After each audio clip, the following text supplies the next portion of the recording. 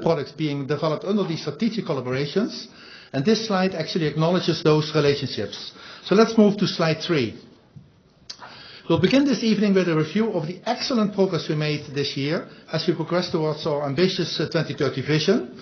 And we are fortunate to have with us here Professor Torben Plester, who will present the preliminary dose escalation data from the first in-human trial of HexaBody CD38, which was also presented at ASH yesterday. We will then move on to some of the highly anticipated epcoritamab data that was presented at this year's ASH. And for this, we are very happy to have with us Dr. Lorenzo Falchi of the Memorial Sloan Kettering Cancer Center in New York. And we will then conclude our data review with a look at the preliminary Gen 1042 data that was recently presented at ESMO IO in Geneva. And to share a summary of this data, we are very pleased to have a pre-recorded presentation by Dr. Ignacio Melero from the Clínica Universidad de Navarra in Spain. And then finally, we will have a brief discussion of our key 2023 priorities. And we will conclude the evening with what I'm sure will be a very lively Q&A session. So let's now begin with a reminder of the progress Genmab has made, both in the past year and since we last met in person, believe it or not, in 2019. So next slide, please. When we met in Orlando in 2019, we were concluding a momentous year, celebrating our 20th anniversary and our extremely successful IPO in the US. We have moved from strength to strength since then, expanding and maturing our product pipeline, and further solidifying our already very strong financial foundation and evolving our organization for continued success. And this consistent and solid track record is possible because of a world-class team of unstoppable colleagues who are driven to improve the lives of patients through innovative and differentiated antibody therapeutics. So now let's move to the next slide and look at some of the events from the past year that have further built on our track record of success. Next slide. As you just saw, we have experienced significant growth over the past few years in all areas of our business. Based on this progress, we determined it was time to look beyond our ambitious 2025 vision for the company to see how we can actually continue to impact the lives of patients and the healthcare community even further in the future. And this led us to the 2030 vision you see here. And as we noted, when we unveiled this vision, the biggest change is the expansion of our focus from just cancer to cancer and other serious diseases. We know that our antibody know-how, assets and technologies can be applied to diseases outside of cancer. So while we will continue to create and develop new treatment concepts in oncology, we will be open to other potential indications outside of cancer. And with the ultimate goal of improving the lives of as many people as possible through our innovative and differentiated antibody therapeutics. And we know this goal is possible because of the 6 therapies already on the market for indications both in and outside of oncology. These include Tivdak, our first medicine on the market, which we are co-developing with Seagen, as well as 5 other therapies which are powered by our innovations and technology, which also provide us with our growing recurring revenue streams that we are particularly pleased about. As we have done in past years, throughout 2022, we continue to use this revenue to invest in a focused and disciplined way, both in the strategic growth of our company and in multiple business development deals and collaboration expansions, like this expansion of our successful collaboration with BioNTech. You can see some of the results of these investments in the updates to our pipeline on the next slide. So some of the most exciting developments of 2022 are related to epcoritamab. There are now 3 phase 3 studies either ongoing or announced, with more in the planning. In March, the FDA granted orphan drug designation to epcoritamab for the treatment of follicular lymphoma, and then in April, we, along with our partner AbbVie, published top-line results from the EPCOR NHL-1 study, which were subsequently presented in a late-breaking oral presentation as part of the Presidential Symposium at EHA in Vienna. These results then form the basis of regulatory submissions for epcoritamab in both the US and in Europe. And we recently announced the FDA accepted the submission for priority review with a PDUFA date of May 21st, 2023. So write that down in your calendars. A truly remarkable year for epcoritamab, and we are hopeful that next year will be even more eventful with the anticipated potential approvals that would bring epcoritamab to people living with certain hematological malignancies who are in need of a new treatment option. So looking to earlier stage programs, we had 2 new investigational medicines enter the clinic this year, with the first patients dosed with DuoBody CD3b784, and our latest product in co-development with BioNTech, HexaBody CD27. This year was also notable for our data presentations. 19 total abstracts showcasing our work in hematologic malignancies were accepted at ASH, including the preliminary dose escalation data for HexaBody CD38 and 10 presentations highlighting clinical data from epcoritamab studies, 4 of which are oral presentations. And also, as we will review very shortly, there was the preliminary Gen 1042 data at ESMO IO. Last month we had preclinical data at SITC, including the first preclinical disclosure for HexaBody CD27. And earlier in the year, we and Seagen presented tisotumab vedotin data, both from the innovaTV 207 study at ASTRO and the innovaTV 205 study during oral sessions at SGO and at ASCO. And if we look beyond our own proprietary pipeline and include all products that leverage Genmab's innovations, there were more than 50 industry-sponsored abstracts accepted for presentation at this year's ASH here in New Orleans. A number of these involved investigational medicines that were created using our DuoBody technology. So now let's turn to a few of the 2022 highlights for these DuoBody-powered programs. Next slide. In 2012, we entered into a collaboration with Janssen to create and develop bispecific antibodies using our DuoBody technology platform. One of the products subsequently discovered and developed by Janssen is the Teclistamab, a bispecific antibody targeting CD3 and BCMA. This year, Janssen announced that they received approvals in both Europe and the US for subcutaneous Teclistamab, marketed as Tecvayli, for the treatment of patients with relapsed or refractory multiple myeloma. This is the second DuoBody-based medicine to receive regulatory approval, following the approval last year of Janssen's Rybrevant for certain non-small cell lung cancer patients. So looking ahead to what might come next from this collaboration, we have Janssen's Talquetamab, a bispecific antibody targeting CD3 and GPRC5D, which in June was granted breakthrough therapy designation by the FDA for patients with relapsed or refractory multiple myeloma, and a BLA was filed by Janssen last Friday. For both Teclistamab and Talquetamab, Janssen has posted multiple new phase 3 trials on clinicaltrials.gov, including in combination with daratumumab. Beyond this collaboration, there is also Mim8 being developed by Novo Nordisk in hemophilia. As Novo Nordisk announced during their Q3 earnings, treatment with Mim8 has now been initiated in the first phase 3A study in hemophilia A. And we believe that the success of these programs highlight the potential of our innovative bispecific DuoBody technology, and we look forward to seeing their future development. Next slide. It's now my pleasure to introduce our first guest speaker for the evening, Professor Torben Plesner. I'm sure you all know Torben very well by now. He played a key role in the development of daratumumab, and we are thrilled that he is here with us again this evening to present the preliminary dose escalation data for HexaBody CD38. Torben, warm up the team, and the floor is yours. Thank you very much, Jan. Thank you for inviting me. And thank you for being here tonight. It's a great pleasure speaking to you about our experience with HexaBody CD38. This is a next generation CD38 antibody, as you know. And I'm presenting this on behalf of my co-investigators. This is a truly international collaboration. And you can see here the mode of action of HexaBody CD38, which looks very similar to what you know from daratumumab, but there are certain differences, the most important being that the hexamerization of the antibody results in a very much enhanced complement activation and cytotoxic killing by this method. Another aspect is that the inhibition of formation of adenosine, the enzymatic activity of CD38, is enhanced by CD38 compared to daratumumab. Otherwise, you can see the same modes of action as you know from daratumumab. The study is a standard phase 1 dose escalation study. We have 2 cohorts of patients. One group that is naive to CD38 antibody therapy. That's about 1/3 of the patients. And 2/3 of the patients had prior CD38 antibody exposure. But there was a rule for washout period. and most of the patients, 2/3 of the patients that had been exposed, had a washout period of more than 6 months, which is what is needed to get rid of the last daratumumab in the body. So we dose escalated from 0.2, 0.6 milligrams per kilo up to 24 milligrams per kilo stepwise, and ended up with a recommended phase 2 dose of 16 milligrams per kilo.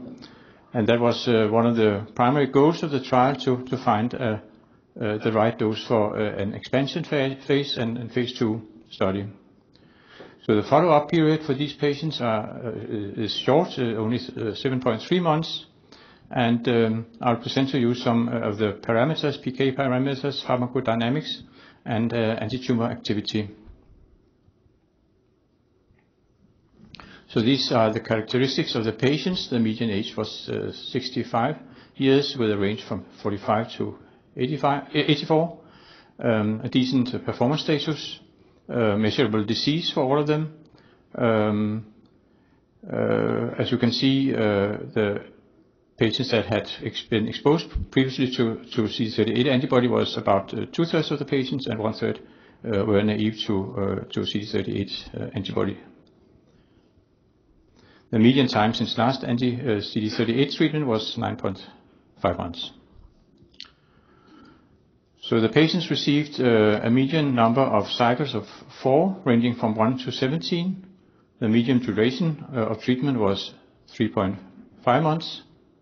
50% of the patients had dose delays due to treatment-emergent adverse events. The reasons for discontinuation were mostly due to biochemical disease progression or clinical disease progression, with 54% and 13% of the patients respectively. Few patients stopped the study because of adverse events. Here you can see the safety, the treatment-emergent adverse events. On the left-hand part of the diagram, you see all grades of adverse events occurring in 10% of patients or more. And on the right hand, you see grade 3 and 4 adverse events. And you can see clearly that there is a low number of high-grade adverse events. And the adverse events are mostly infusion-related reactions that we are used to and can manage. And then comes neutropenia and anemia. One of the patients had a dose-limiting toxicity at 24 milligrams per kilo due to neutropenia and sepsis and thrombocytopenia and appendicitis, and that was the reason for going back to 16 milligrams per kilo as a recommended phase 2 dose. We saw no cases of tumor lysis syndrome, and of course no cytokine release syndrome, and no treatment-emergent adverse events that led to death. No anti-hexabody CD38 antibodies emerged. So the next part is the response to treatment. The patients are divided in those that were CD38 antibody naive and those that had been treated previously with CD38 antibody. 5 and 16 patients were ready for assessment of the response at this time point. And the clinical benefit rate was 60% for the non-exposed patients and 19% for those that had been exposed. And what's really interesting is that you can see among those that had not received CD38 antibody previously, you had 2 patients in complete remission. For the previously exposed patients, the responses were more modest, with 2 patients with minimal response and 1 patient with a partial response. This is also depicted in the waterfall plot you can see here. On the right-hand side, you see the 2 patients in complete remission, and on the left-hand part, you can see 4 patients that had progressive disease as their best response. Interestingly, we saw clear evidence of activation of complement by this antibody immediately after infusion of the antibody. There was a drop in the C2 and CH50, which were the markers of complement activation. But soon after, the level of complement factors returned to the baseline, showing that there was no depletion of complement factors, only a temporary consumption that was intended by the construct of the antibody.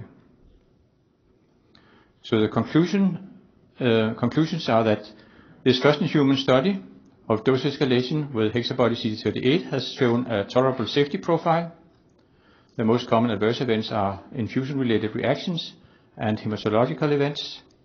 No tumor lysis syndrome. No DLTs up to the dose level of the recommended phase 2 dose, which is 16 milligrams per kilo, like daratumumab. We have seen early clinical activity of hexabody CD38, both in antibody-naive, CD38 antibody-naive, and CD38 antibody-treated patients. The biomarkers show the activity of complement activation, and the ongoing expansion part of this trial will evaluate hexabody CD38 at the recommended phase 2 dose of 16 milligrams per kilo in patients with relapsed refractory multiple myeloma. Thank you for your attention. Thank you very much, Torben, and thank you for that excellent presentation, and I'm sure there will be many questions here in the Q&A. So next I would like to introduce you to Dr. Lorenzo Falchi of the Memorial Sloan Kettering Cancer Center in New York. Lorenzo is a medical oncologist and hematologist and an expert in the treatment of lymphoma, and as an investigator he's intimately involved in the development of epcoritamab. So yesterday he presented during oral sessions at ASH both the initial results from Arm 6 of the EPCOR NHL-2 trial and updated data from the Arm 2B of the study. And we are delighted that he's here today to present a summary of the epcoritamab data that many of you have already been speaking with us about, that has been presented at ASH. So, Lorenzo, please, the floor is yours. Thank you. Thank you for having me. There you go. So I'm going to go through a few of the all the presentations that were held here at ASH regarding epcoritamab. A couple were our presentations, some of my colleagues as well. The first I'm going to cover is a paper presented by my colleague Dr. Tycel Phillips, looking at some post-hoc analysis of the epcoritamab monotherapy study and looking at some of the response rates in individual specific patient subgroups, including according to minimal residual disease status. As a brief reminder, this was albeit single-arm, very large study. Over 150 patients were enrolled, and a median follow-up of over 10 months. Patients with recurrent CD20 positive B-cell lymphoma were included after 2 or more prior lines of therapy, and you can see the treatment schema here on the right-hand side. Epcoritamab was given weekly for the first 3 cycles, and then every other week up until cycle 10, and then monthly thereafter until progression or unacceptable toxicity. And these is the population of patients. As I said, included 157 patients. Median age was 64 years. Just highlighting some of the high-risk subgroups here, particularly the high-grade lymphomas with rearrangements of BCL6, BCL2, commonly referred to as double hit or triple hit lymphoma, that were certainly represented here.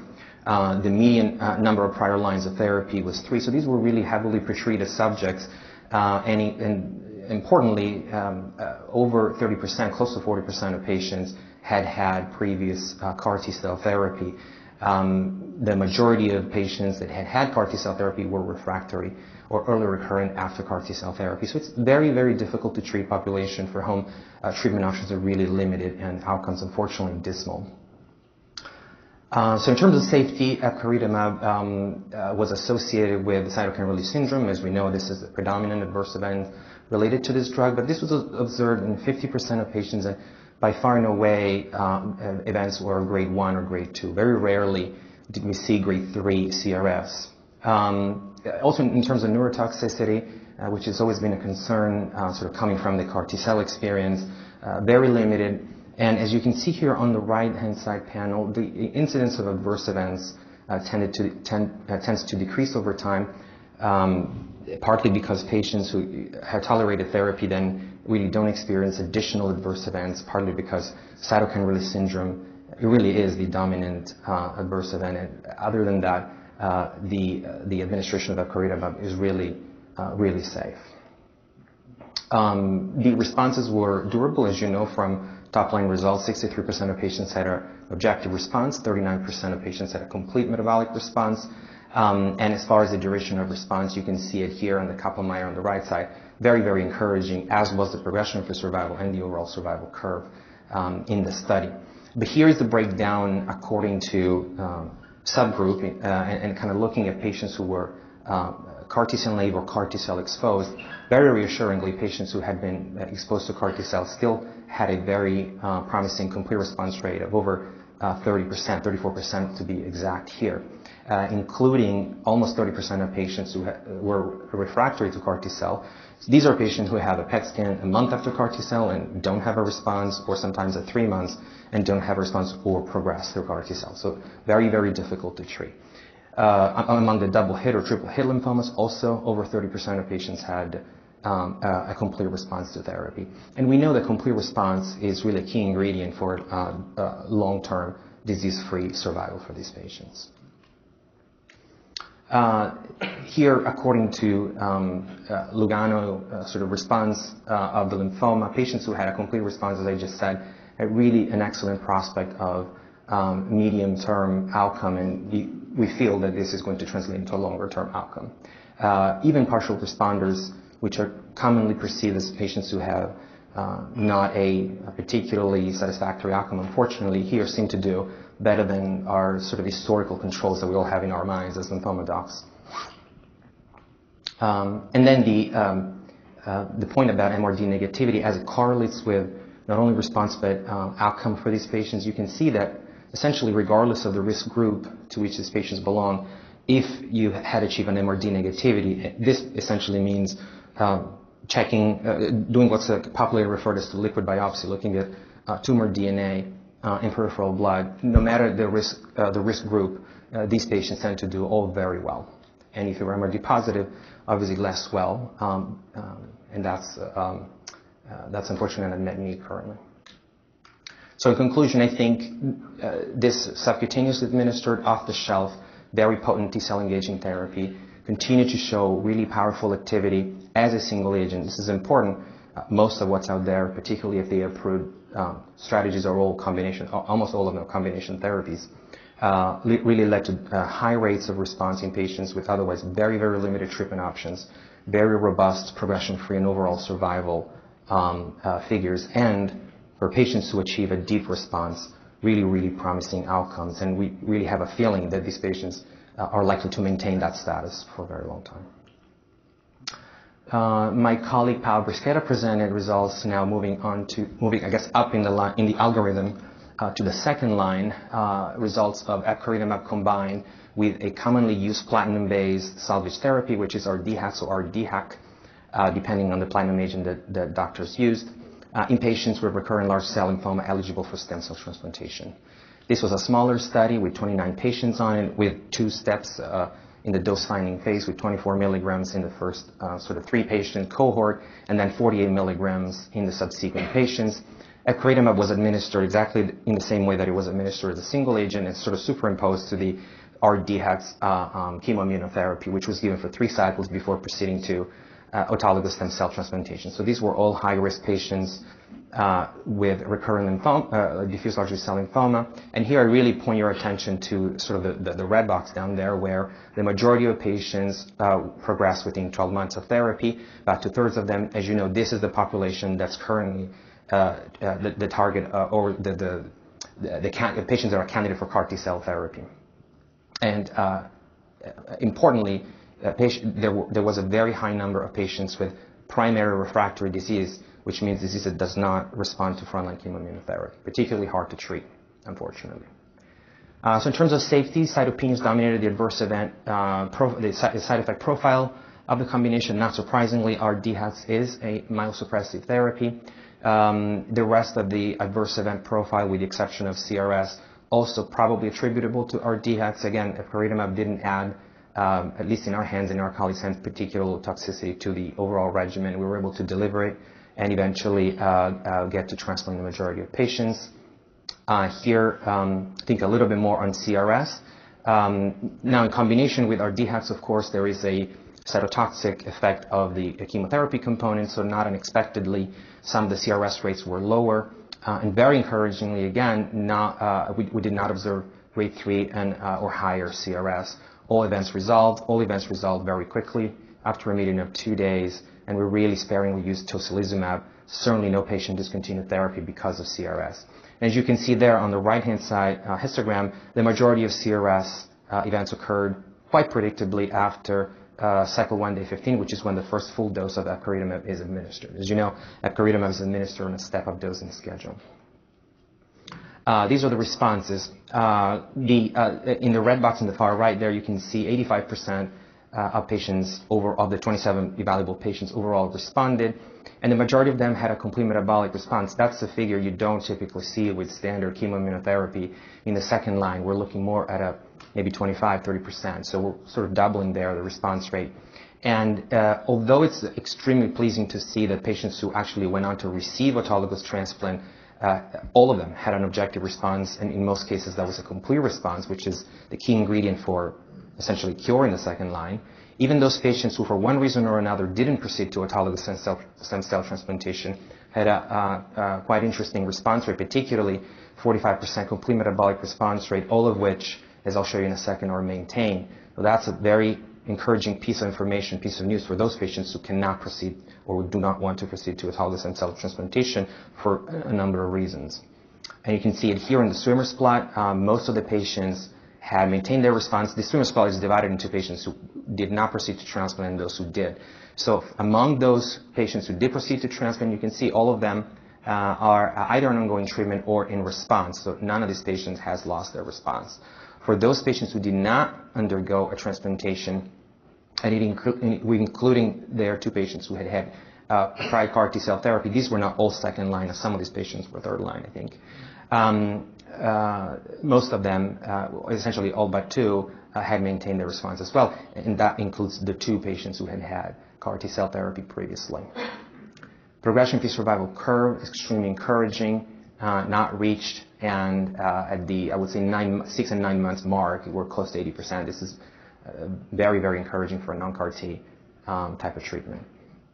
Overall survival, even more encouraging. I don't think we're used to seeing these kinds of curves. If you think about the scholar studies, what our benchmark would be, it'd be a much lower curve. So we're looking at a very promising overall survival curve here with a median follow-up that's relatively generous, over 12 months. So in conclusion, I think epcoritamab incorporated into a platinum-based second-line therapy really did prove highly effective, high complete metabolic response rate, which is what you're aiming for. Responses that were deep, durable in almost essentially all patients. Progression-free and overall survival curves, very, very encouraging. And I think importantly, this was also a feasibility study where we showed that you can really incorporate a highly effective therapy with non-overlapping toxicity into an otherwise quite intensive chemoimmunotherapy regimen. I'm going to now talk about the 2 studies that we presented yesterday. These 2 studies were looking at subcutaneous epcoritamab in combination with rituximab lenalidomide, sometimes referred to as R-squared, in patients with follicular lymphoma. The first study here looks at patients with recurrent disease. This is the study schema. You can focus here on the right-hand side. Epcoritamab was administered a little bit differently. It was given weekly for the first 2 cycles. Each cycle is 28 days. And then every 4 weeks thereafter, and patients are treated up until 2 years or obviously unacceptable toxicity. R-squared was given according here to the Augment protocol, which has 5 months of rituximab, weekly in the first month and then monthly. And lenalidomide is given 21 days out of 28 for each cycle up to 12 months. This cohort had a follow-up of 6.4 months, and the cutoff was September this year. These are the patient characteristics. We start having a nice sample size. 76 patients were evaluable here. Most patients had advanced disease, stage 4 disease. Over half the patients had a high FLIPI score. This is a risk score. We calculate a baseline to determine the likelihood that patients will stay in remission after first and second line therapy.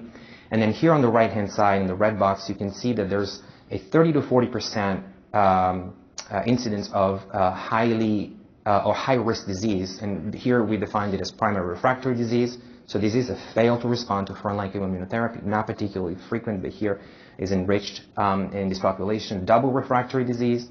POD24 means patients with disease that recurred within 2 years of completion of frontline chemoimmunotherapy, and obviously patient refractory to the last line. Notably here, very few patients have received CAR T. So in terms of safety, again, this is after a median of 6 cycles of epcoritamab. Adverse events of high grade that were related to epcoritamab were observed in less than half of the patients, 38% to be exact. I want to point out, we unfortunately had 3 fatalities, all related to COVID-19 pneumonia. And I want to really point out that this study and the next were, actually all these studies, almost in their entirety were conducted during the COVID pandemic. We can't forget when we think about the dose delays that were observed in over half of the patients. A lot of those dose delays, at least in our hands, were related to intercurrent COVID illness, and we were fortunate to be able to get patients through the COVID disease and resume therapy. It was not easy, it was a lot of work, but I'm very happy to report we were able to complete therapy in most of our patients. And you can see the last line there, no patient discontinued therapy due to epcoritamab-related adverse events. The rest of the toxicity profile, other than the injection site reactions, really relates to the R-squared portion, fatigue, skin rash, nausea, etc. Neurotoxicity, another important point, extremely contained. There was a patient that had a grade 1 neurotoxicity that resolved very quickly, possibly multifactorial. CRS, a little bit more in detail, 43% incidence, importantly, no grade 3s, and also very few grade 2 here, 11% grade 2. Grade 2, is essentially prolonged fever. Grade 1 means just a single or multiple episodes of fever that respond to very simple measures. So very, very well tolerated. Very predictable after a median of 2 days.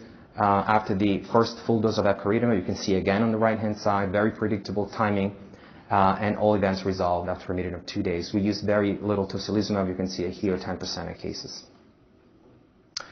And what was impressive to us, obviously, was the efficacy. We really observed high overall and complete metabolic response rate. Here we had 66 evaluable patients, 80% complete metabolic response rate, which is predicted to be quite a bit higher what you would expect with R-squared alone. 95% of patients on objective response, and we don't have it here, but several of the partial responders did convert their response into a complete response with further follow-up. So I'm very eager to see the full analysis of the full data set, which is still being analyzed. Another reassuring point here, you can see, remember I mentioned all the high-risk patient populations, response rate, particularly complete response rate, quite consistent across all those subgroups. We enriched the population with a further data cutoff, thanks to the Genmab team for working so hard to get that second cutoff. And you can see that the response rate, as I mentioned, go up. 96% overall response rate, 83.5% complete response rate. I'm hopeful that that will go even further up, and the duration of response is not reached. Progression-free survival is not here, but it's over 90% at 6 months, and that curve, including accounting for those 3 COVID-related deaths, looks very, very promising. So again, a very promising combination, very well tolerated. Almost all patients have a response, most of them complete, very consistent across subgroups.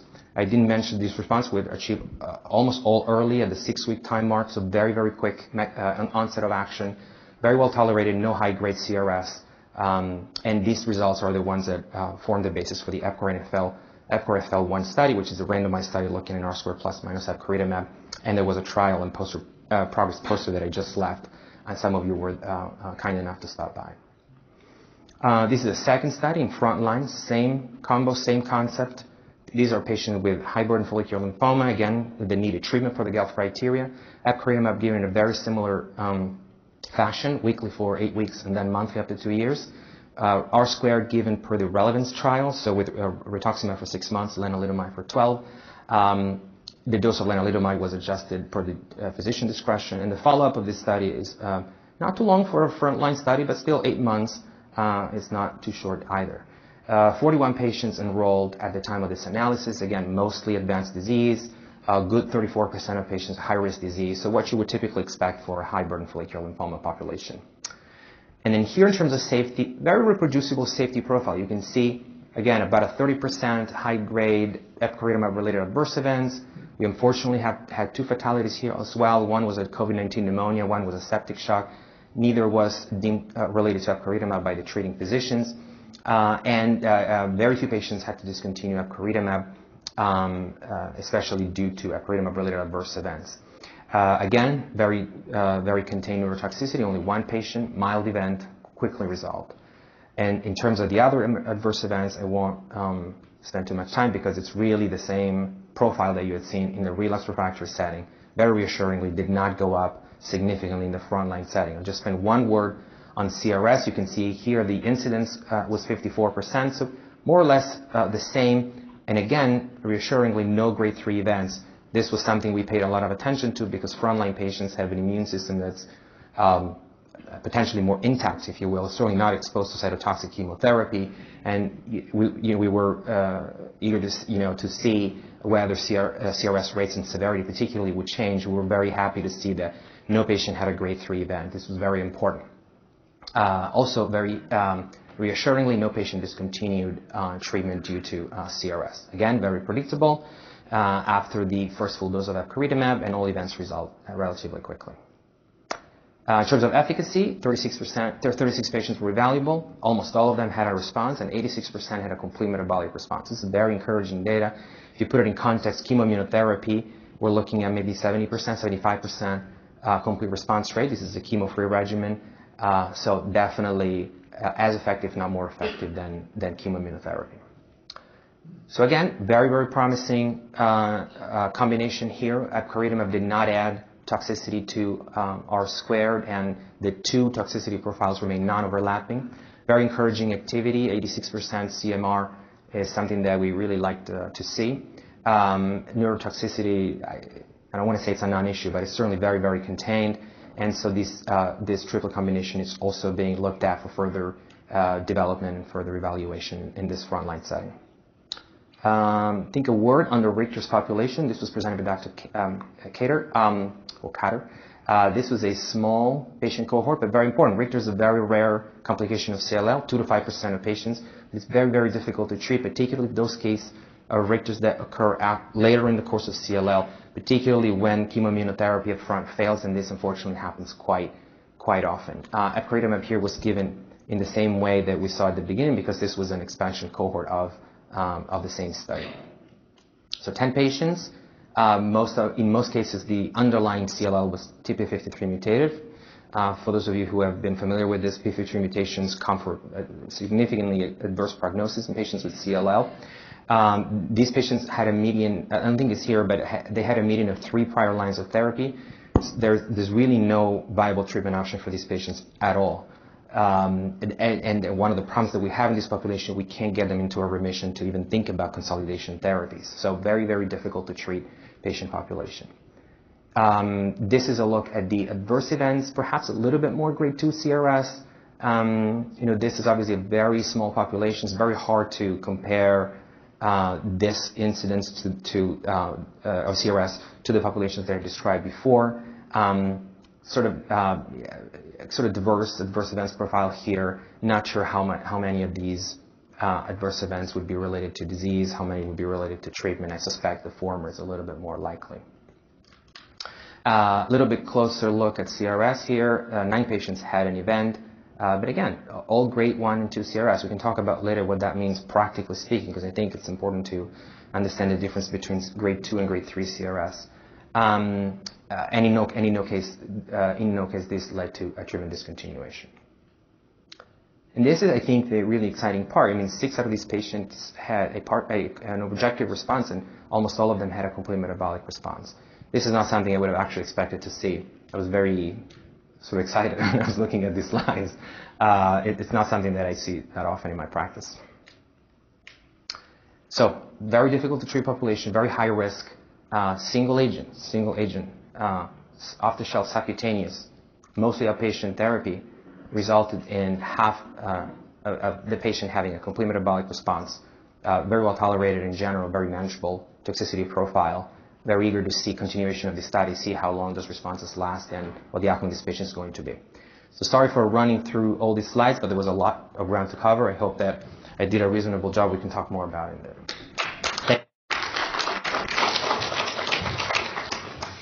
Thank you, Lorenzo, for that very inspirational presentation. It was more than a reasonable job, I think. It was actually an excellent job. Turning now to the Gen 1042 data at ESMO IO, I'm pleased to introduce a video of Dr. Ignacio Melero. Ignacio is a co-director of the Department of Immunology and Immunotherapy at the School of Medicine of the University of Navarra in Spain, and a senior researcher at the Center for Applied Medical Research and a professor in immunology on top of that. As the lead author for the Gen 1042 abstract at ESMO IO, we are truly fortunate that he was able to film this summary presentation for you this evening. So let's start the video. Enjoy. My name is Ignacio Melero.